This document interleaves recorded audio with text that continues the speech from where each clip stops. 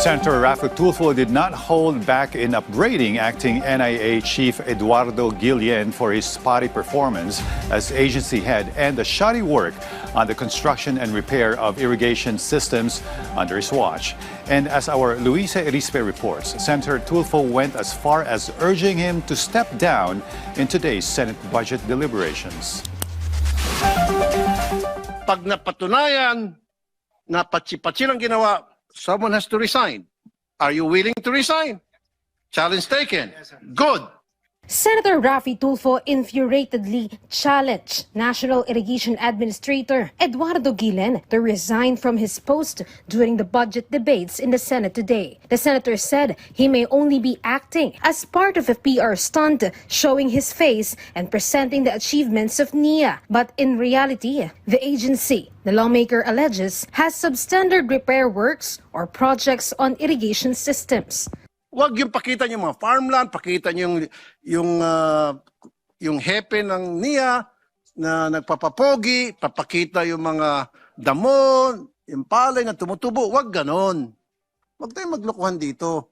Ipakita niyo yung struktura. Senator Raffo Tulfo was referring to the Bulos Small Reservoir Irrigation Project in Bulacan, which was just finished last 2022 after 8 years of construction. However, in 2023, it was damaged already by Typhoon Karding.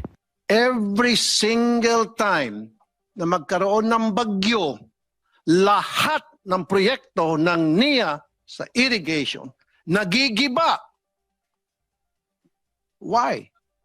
Hindi ba na-anticipate nila yan? Na ang Pilipinas ay talagang pasukan ng bagyo? All year round, binabagyo tayo.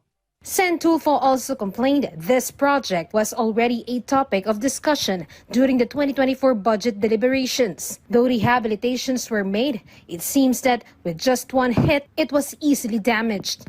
That's why the salon asked which contractor was responsible for the repair and the construction of the said project. 50 million pesos for a certain repair at yung nakita nyo sa video, palitada lang. Patsi-patsi. Ganun ba tayo gumastos ng pera ng gobyerno? 50 million, patsi-patsi lang? Did you call out the contractor about doon sa kanilang washi-washi na?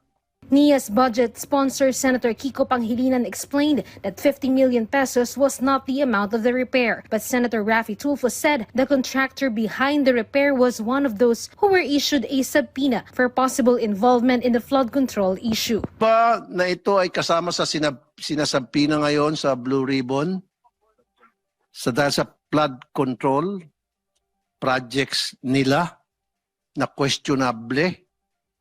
Kasama to. R.A. Pahati. That is correct. According to the NIA, they may have been involved in the flood control scandal today, but the project was... But not yesterday. I mean, nowadays.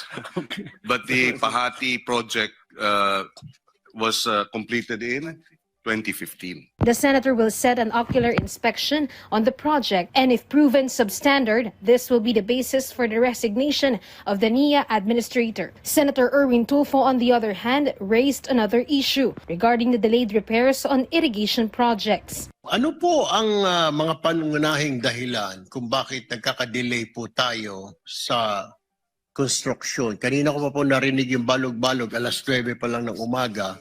Pinag-uusapan na po ang balog-balog, alauna na po tayo.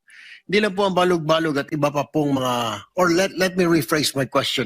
Ilan pa pong irrigation dams, irrigation system, kanal ang hindi po natatapos ngayon? Ilan sa lahat-lahat? Well, malamang maraming mga hindi natatapos dahil habang tinatapos yung dapat tapusin, tatamaan na naman ng kalamidad, meron pang dagdag na masisira. Malaking danyos, malaking pinsala. The reason for the delays in the repairs is wala daw silang quick response fund. Aasa pa sa Office of Civil Defense. Senator Pangilinan clarified there has already been funds allocated for repairs in the 2026 proposed budget. Luisa Erispe from the National TV Network for a new and better Philippines.